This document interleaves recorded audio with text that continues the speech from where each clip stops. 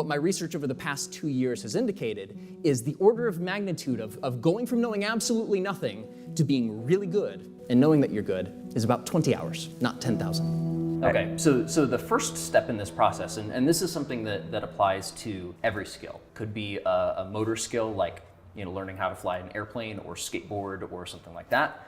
Could be a cognitive skill like language or programming. So the first step is deciding exactly what it is you want, right? Why are you jazzed about this thing in the first place? If you're able to really clearly define what it is you're trying to get, it's called setting a target performance level. The more clearly you can define that, the easier it is for you to look out into the world and find ways to get there in the most direct way possible. So instead of just saying, I want to be a programmer, right? Doesn't give you any information whatsoever. So amorphous. It's here is this idea of a program that I would like to sit down and create from nothing. And it looks like A, B, C, D, E, F, G.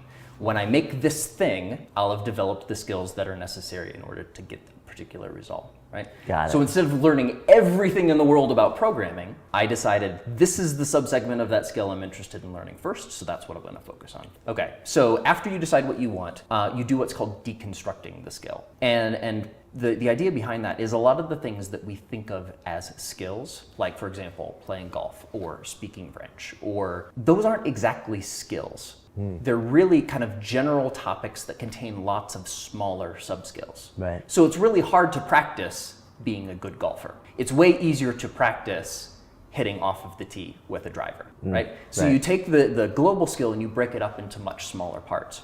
And if you're clear about what you want, it becomes very easy to find what are those sub-skills, what are the smaller parts that are actually going to help you get to that target performance level as quickly as possible. If you do just a little bit of research, which is actually step 3, right? You go out into the world and you find sources of information that help you do this deconstruction. But also understanding and being able to self-correct as you're practicing. So go out and find 3 to 5 books, courses, DVDs, trainers, people or resources that can help you do that initial deconstruction and understand which are the sub-skills that are going to help you get as good as you possibly can as quickly as possible. Now the trick is, don't allow that research to become a form of procrastination in itself. The best approach is to pick 3, 4, 5 resources. You don't go through them completely, you skim them. And what you're looking for in that initial research process, go through lots of different resources and identify the ideas that come up over and over and over again. That's a very clear indication that those concepts and those techniques are particularly important. So those are the things that you should know so you can self-correct as you practice. And those are the sub-skills that you should probably practice first. Step number 4 is removing barriers to practice. So things that are preventing you from actually sitting down and doing the work. Okay. Sometimes those things are environmental distractions, like turning off the TV or blocking the internet or closing the door. All the things that you can do to make sure in those early hours of practice, which are frustrating, you don't get so frustrated that it's easy to stop focusing on whatever it is that you're doing and start paying attention to something else. All right, last item, number 5. Last one, pre-commit to practicing at least 20 hours. And this is the big one.